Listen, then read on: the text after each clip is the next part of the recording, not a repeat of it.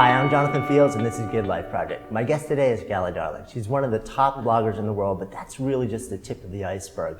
Over the years, she writes for the Sydney Morning Herald. She's been featured in the New York Times and Cosmo, in all these different magazines and newspapers. She has walked the runway with Betsy Johnson. She's been in collaboration with all sorts of major companies and brands in the fashion world, from Estee Lauder to Juicy Couture to Starbucks, and even the tech world, Microsoft and Google, and she's branching into all sorts of different areas all the time.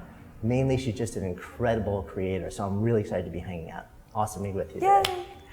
So it's almost difficult figuring out where to start with you, because you're sort of like moving in so many different directions, but I guess we start like sort of maybe around 2006, I think, is when you really sort of said, okay, I'm going to enter the online world, enter the blogosphere, which was a radically different place than it is now. So tell me about sort of like how this whole thing came into your mind. Well, so in 2006 is when I launched galadarling.com, but previously, I basically got online in 1997, and as soon as I got an internet connection, I was obsessed, and I couldn't leave it alone for more than a second, and my parents were always like, get off the computer, and I was like, no, I'm having too much fun. So I was basically like practicing with online stuff for 10 years before I started my blog, and I was writing online journals and diaries and stuff, and I was kind of learning about growing an audience and communicating with them and all the various ways that you can do that. And I feel like I was really lucky to kind of have had that testing ground, even though I didn't know that that's what it was at the time, because I feel like it really set me up. And I feel like people who come to blogging now, like without all that backstory, it's very different. I mean, it must be a terrifying place to start. It's a different world. I mean, I started maybe a year after you. I started my blog at the end of 2007. And I remember when I started, I hinted at like even the slightest possibility of bringing something commercial to my blog. Yeah. And people freaked out and attacked me. I mean, that was, and which was horrifying, because it was the first time I was publicly attacked. That's a terrible way to start. Yeah, and the ethic is so radically different now. Yeah. You know, it's like, no, like there are bloggers who make huge livings, who do well, and do all sorts of other things. It's just, it's grown and evolved in so many different ways since then. Yeah, it totally has. And I mean, it's so much more open and accepting. People are able to experiment much more now, I think. And I guess there was always like that learning curve where people were like, okay, this person has been paid to say this, but it probably doesn't mean that their opinion has been bought. They're probably still being truthful about their opinions and stuff. But yeah, so I started in 2006, and I started my blog because I was working in the corporate world and in retail, and I hated it. And I felt like my soul was slowly being murdered every day, and I was just like... So what were you actually doing? Oh God, I did so many things. So my first ever job, I worked at a bank, and I sold home loans and term deposits over the phone. But I had to wear a suit, which was the worst part. And I would wear like combat boots with my suit, and I got in trouble all the time. And oh, it was such a mess. And then I worked in a university bookshop buying fiction books, and I managed a Lush cosmetics store for a year and a half, and I sold advertising for a newspaper, cold calling out of the yellow pages. Brutal. I got fired from that one. I did a day in a coffee shop. A day? Yeah. Wait, what happened? I was just so bad, I never even went back to collect my check. I was like, fuck this, I'm done. But yeah, I was really sick of doing that, and I had just left New Zealand and traveled around the world, and then moved to Australia with my boyfriend at the time, and I was like, I can't do this. So I ended up starting a blog. So, but a lot of things you just threw out also, like they touch in some way on, I guess what sounds like it was probably a lifelong interest in fashion. Like when you're wearing suits in a bank, but you're wearing combat boots. Like there's a statement being made there. So has this been something that's sort of been an interest of yours for a really long time, or has evolved more recently? It's interesting because I really don't identify with the fashion blogger moniker at all anymore, and I couldn't care less about it, honestly.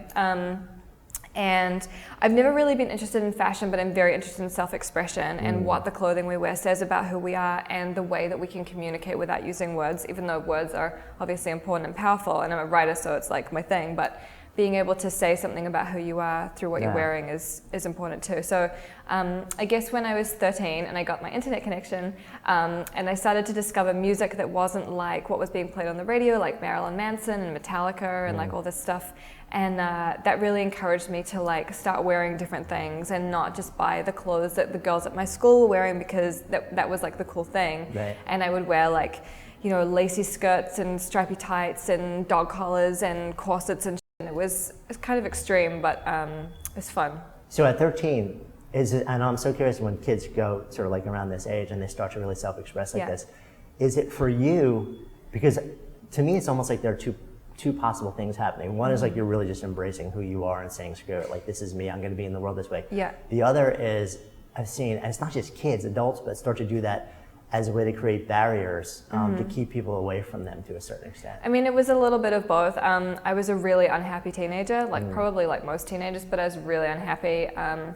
And I think a lot of it, just wearing black, and I started smoking and stuff, and I've always heard that smoking is like a way of creating a barrier between you and other people, and I really wanted to be left alone, but at the same, it was kind of like I'll push you away before you push me away kind of thing. Yeah. Like I felt so lonely, and I didn't have anyone in Wellington. I mean, it's a very small city, it's like 100,000 people, and there were very few people there that I really identified with.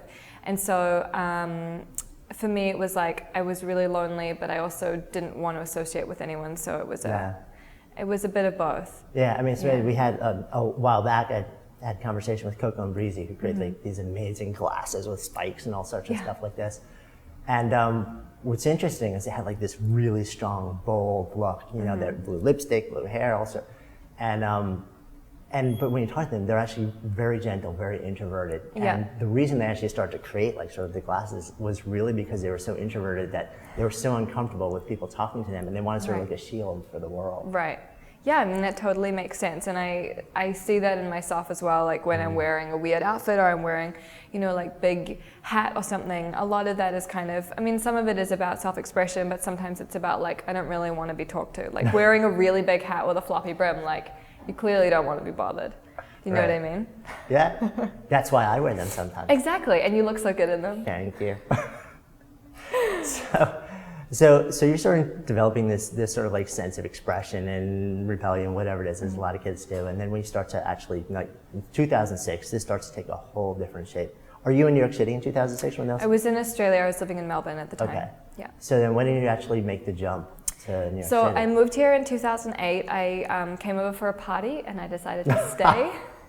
Wait, there's got to be a bigger story than that. There really isn't, actually. My boyfriend was turning 37 or something, and maybe 38, I don't even know. And we were like, well, we should do something for your birthday. And we didn't really have any money, but somehow like the guy he was working for gave him like some kind of like bonus or something. And we were like, let's use this money and let's go to New York and have a really good time. So we came over, and some of our like online friends were holding, they were raw foodists, and they were holding a chocolate rave. So it was at the, is it the Chapel of Sacred Mirrors, like Alex Gray's space? Yeah. And it was, there's no alcohol, but everyone was like eating raw chocolate, and it was like high on life. And it was such a cool idea. amazing. It was so good. So we went to this party, and we stayed at the New York Palace Hotel, and it was amazing. And at the end of the week, my boyfriend was like, I have to go to London for some work. And I was like, well, I'm going to stay here for a while, and we'll see what happens. Did you know anybody here? I knew one girl who I'd met like for like a day, and she was like, you can crash on my couch. So I went and stayed with her, and that was basically the beginning of my New York life. It's pretty amazing. I mean, and it's really crazy to me when I think about the fact that I came here with nothing. Like I had packed a suitcase for a week, and I was staying with a girl I had only just met, and she kicked me out like a week later anyway, so I had to get a sublet, and it was very dramatic, but that's New York. So I mean, what do you do at that point though? Because I mean, did you go back home at some point soon after that, or? Well, so when you come over as a tourist, you have like a 3-month waiver. Right. So I had 3 months, and initially I was like, I might stay for a month, and then it kind of got longer and longer, and my boyfriend and I weren't getting along, and it was very hard to keep the communication going. We were so far apart.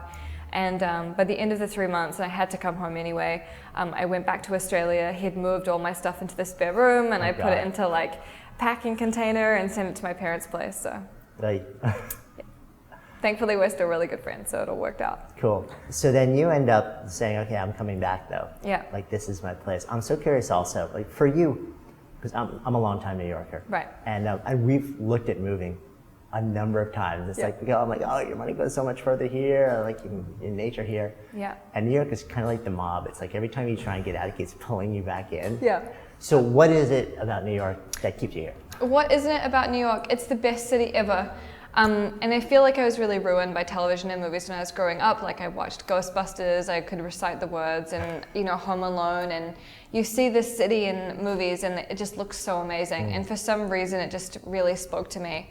And when I first came here in 2006, like I always say that I got out of the cab and put my foot on the pavement and I felt like the sense that I was home. And I've always felt that here, and I've never felt that anywhere else. And I've lived, Wellington, Auckland, Melbourne. I've visited lots of places and never had that same feeling. So I always feel like if that's something that you really feel, then you should follow that. Yeah, it's an amazing place, and there's an energy that's frenetic that sometimes drives me nuts. Yeah.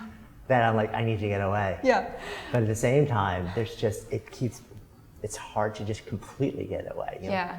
I sometimes get like New York overwhelm, and it will happen in a split second. Like a couple of weeks ago, my husband and I were going to the movies, I think to see Iron Man 3. I was really excited because I love Iron Man. It's like the best movie franchise ever. And we're in the cab and everything's great, and all of a sudden, like, everything is just very loud. It's very hot. I get very impatient. There's just like people everywhere, and I'm like, oh, it just like comes on so quickly. Right. Moving slowly and not knowing how to stand online properly. Exactly. So you're hanging out, you're in New York City, and you're making the transition, and in your mind, how are you going to earn a living here?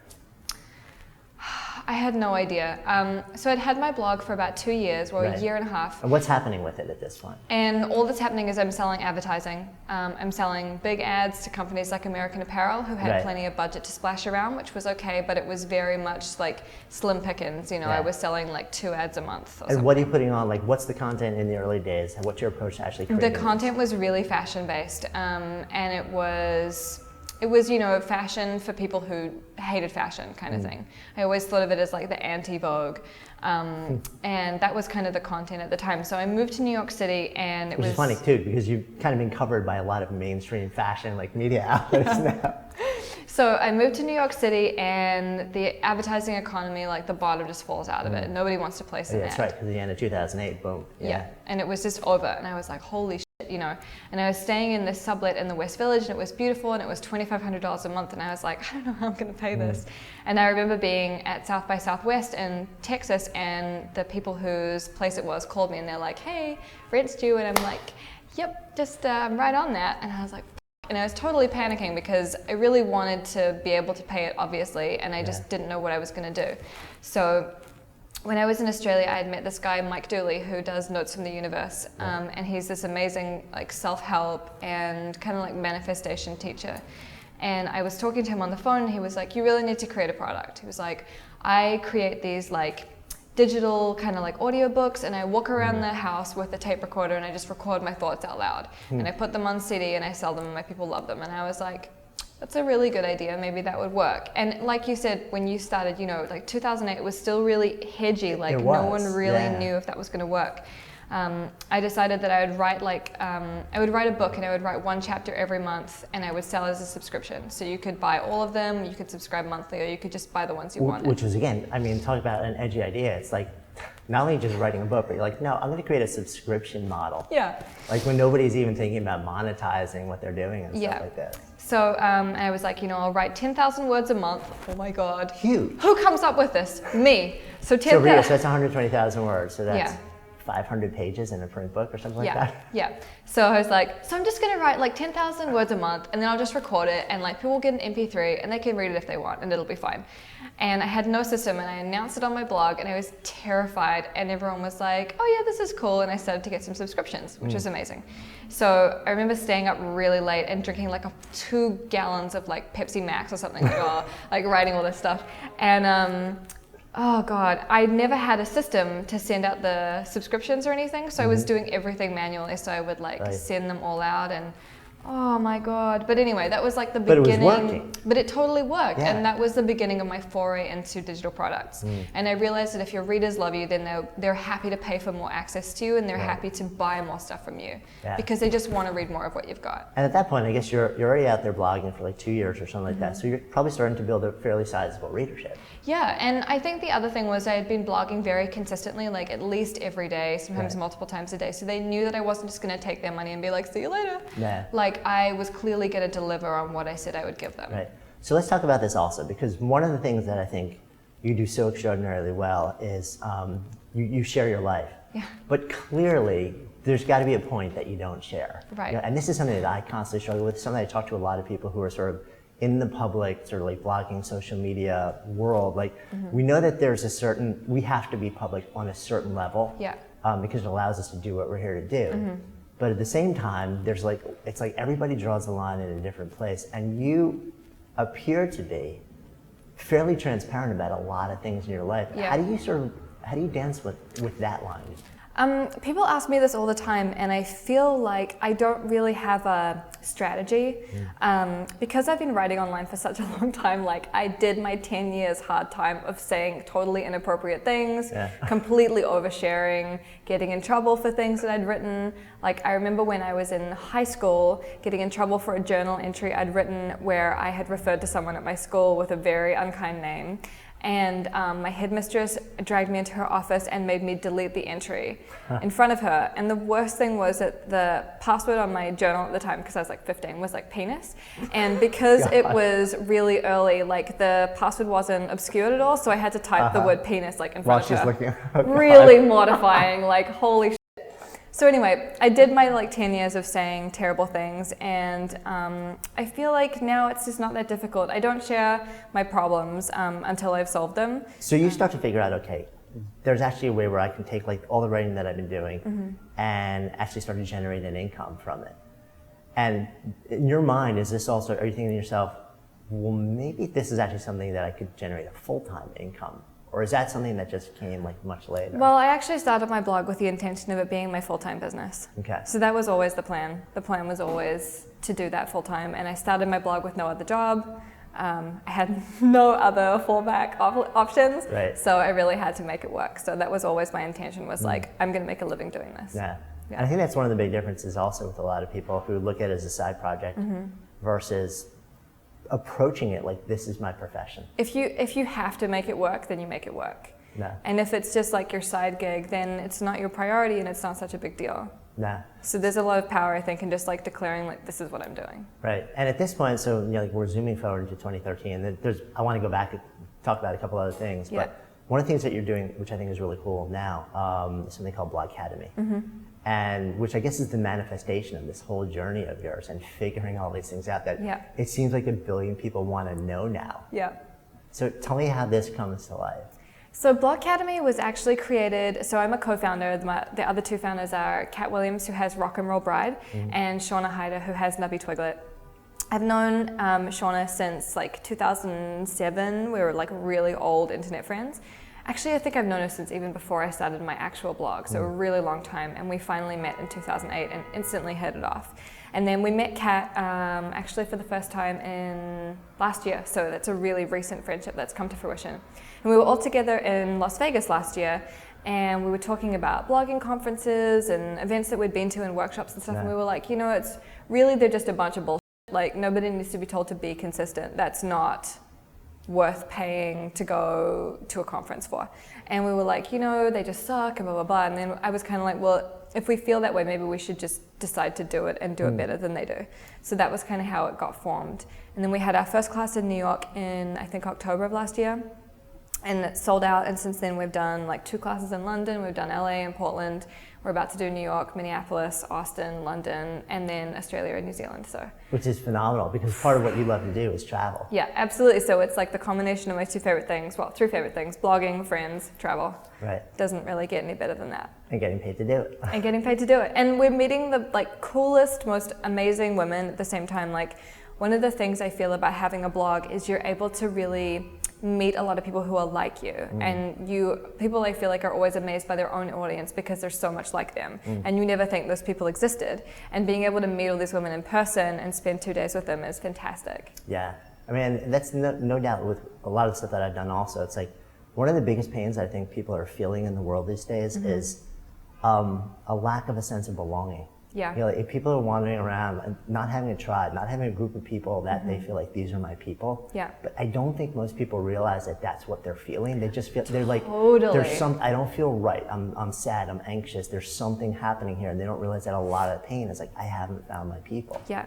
Alain de Botton just did a book called Religion for Atheists. Have you read it? No, yeah. And he talks about the things that, you know, organized religion brings to society that without it we feel like we're at a loss and we don't realize it. And one of those things is that sense of community, like having those people that you go to, seeing them regularly, all that kind of thing. Yeah. So what's interesting about that also to me is that, and tell me what your experience has been in this. I'm really curious because so you have a huge online community, right? You interact with them online, but then when you get face to face with somebody in a room, it's like a radically different experience. And to me, there's this interesting thing in that the online world, you know, we're so hyper-connected digitally right now that we feel like we're just connected to everybody we could be connected to. But at the same time, it's almost like it keeps us at a sort of like a very surface level of connection with a lot of people. Yeah. And so on the one hand, it flattens the world, but on the other hand, It's like a sort of very shallow connection.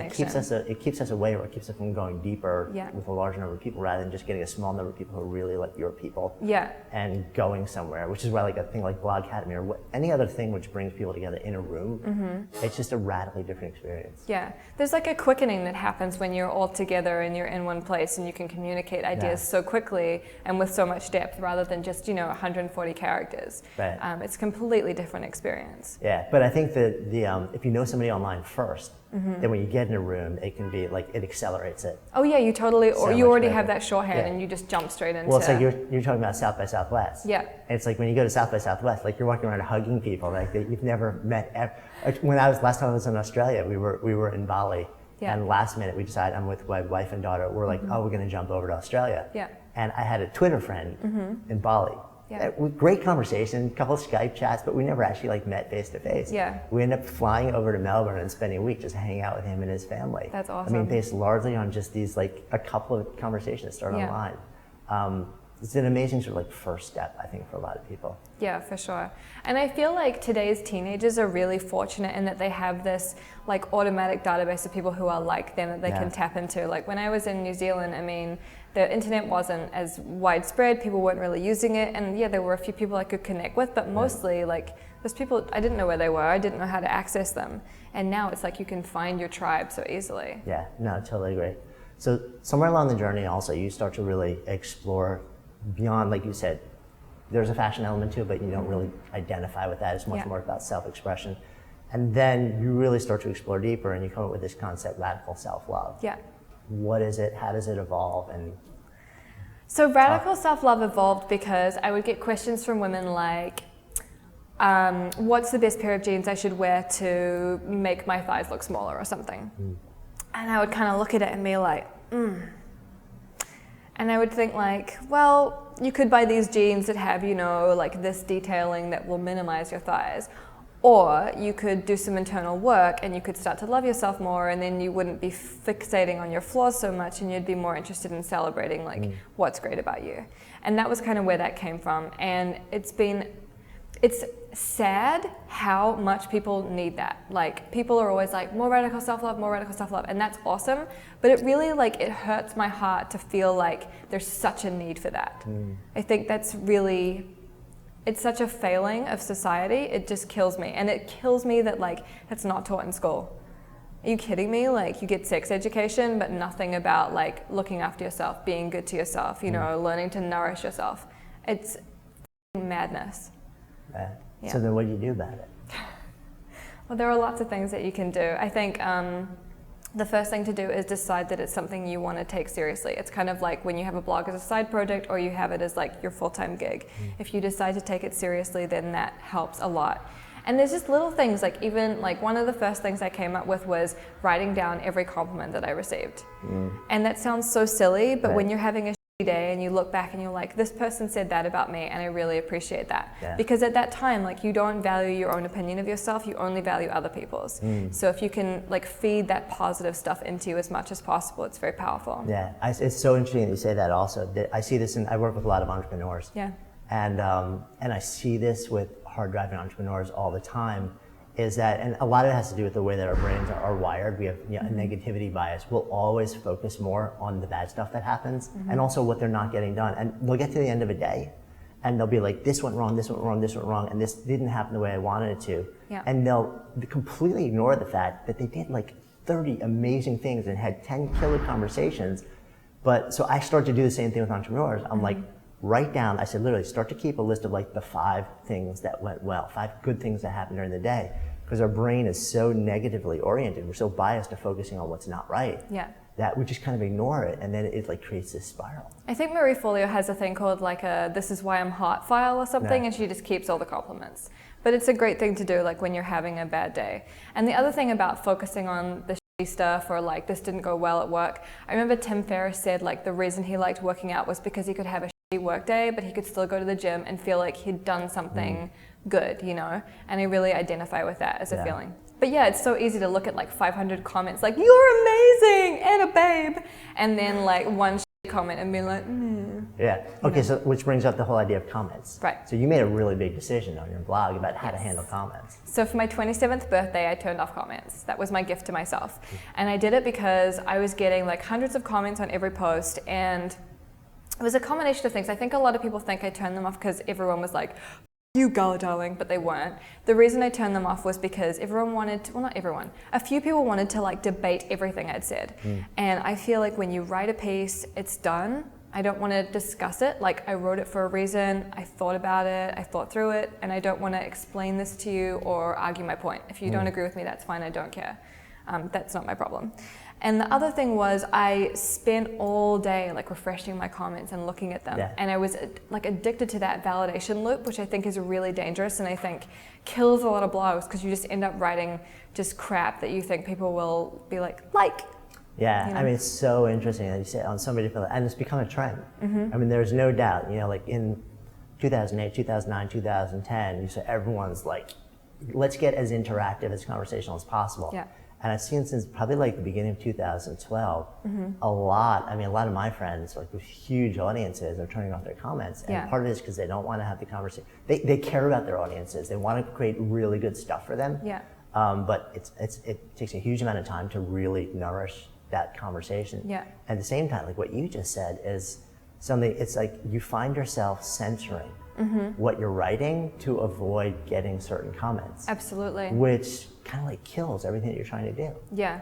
I mean, when I turned off comments, I did so because Danielle Laporte had just done it, and I was like, that's ballsy. I really want to do that. And I talked to her on the phone, and I was like, man, like I really want to do that. Like, what's it feel like? What's the backlash been? Blah, blah, blah. And she was like, it feels like 30,000 people just walked out of your living room. And I was like, oh, yes, that's what I want. So I did it. And some people were pissed. Some people were like, if I can't comment, I'm just not going to read. And I was like, okay, then. If that's the only reason you read, then that's cool.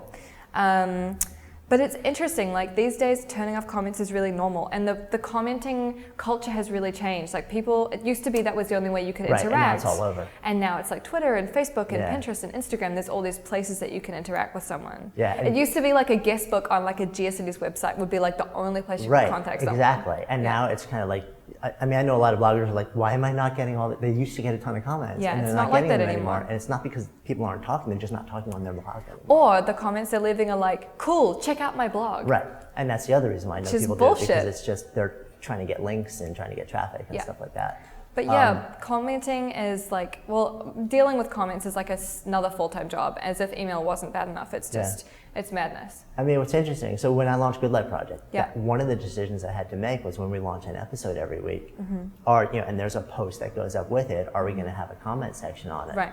And everyone was like, of course you do. It's great for SEO. It adds all this good stuff. And I said, no. I said, you know what? I have one active comment section on my blog. And it's active. And then I have Facebook and I have all these other places where people can have conversations with me if they want to. And for me to create what I'm here to create in the world, I can't add another community where I'm regularly conversational, because it will start to dilute everything that I'm trying to create. Yeah. It's true, you know, it's very easy to feel like, oh yeah, I'll just throw comments on, or you don't even think about it because it's not even an option, like do you want them on or off? You actually have to actively go and turn them off most places. And it creates another task, and it's not necessarily a fun task. Like I love to interact with my people, I love to email them and tweet with them and Facebook with them and all that stuff. but I can't do it everywhere. It's just, it's too much.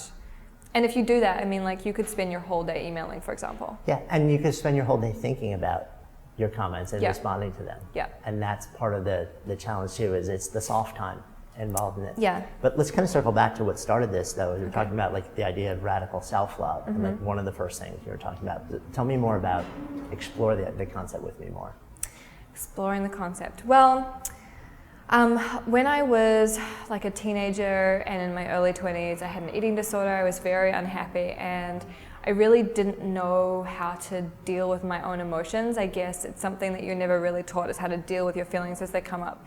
And my boyfriend at the time taught me about this thing called EFT. Have you heard of EFT? Yeah, sure. Yeah, which is actually like, it's like a big thing now. And I is. made a video about it in like 2007, and everyone was like, whoa there.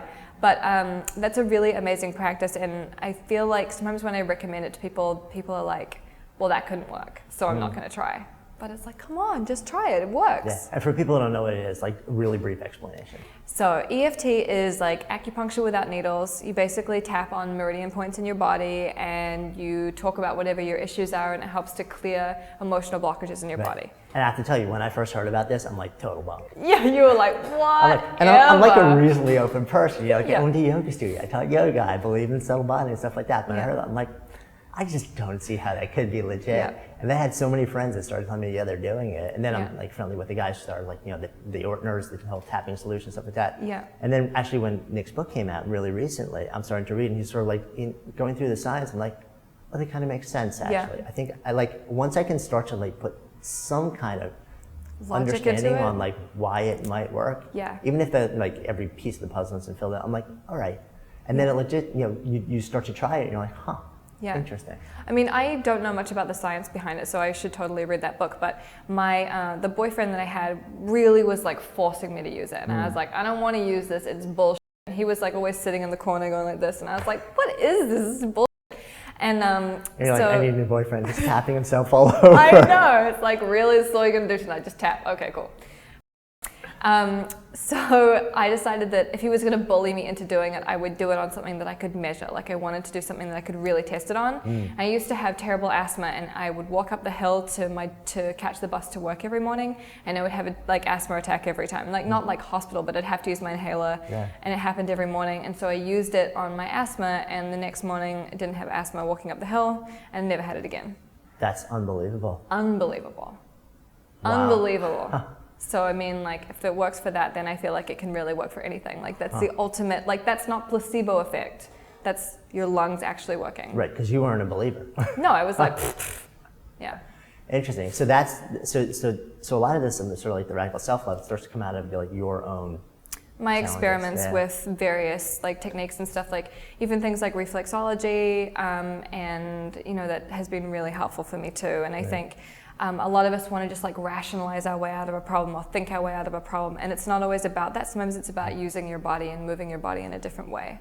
And just being open to the fact that there are solutions that you might think are ridiculous and that other people can help you with. It's not all about you by yourself having to work on it by yourself. So how do you operate in this world that you operate in? Again, not labeling you fashion blogger, but you operate in a world surrounded by like a lot of big media creating a lot of representations of this is how women should be in the world. And that's as far as I know, that's a world that you still largely exist in and interact with in a pretty strong way.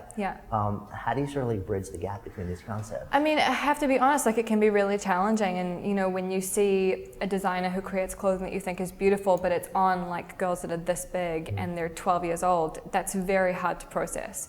And I've thought a lot about that, and I guess I just try to make choices that make sense for me, and I try not to buy into the bullshit as much as possible. But I think, you know, having had an eating disorder and now having a really strong sense of self and a lot of confidence in my body, that has really changed the way that I see that. Like, it pisses me off, but I don't take it personally, you know what I mean? But I will often like sit in front of the television and like rant about advertising because it really upsets me. So how else, other than EFT, what's some of the other stuff that's helped you kind of come, because you seem like you've gone through a pretty major personal transformation. What are some of the big awakenings along that journey? Oh, God, that's such a big question. I don't know. I feel like it's very important to keep developing, and I read so much, and I'm always trying to learn new techniques and stuff, like Byron Katie's, is it called The Work? Right. Have you heard about that? Yeah, and like just those little things where it's like a simple tweak of how your brain works can really help so much. But I'm always reading new things, and I don't know, I feel like that's really helped me a lot.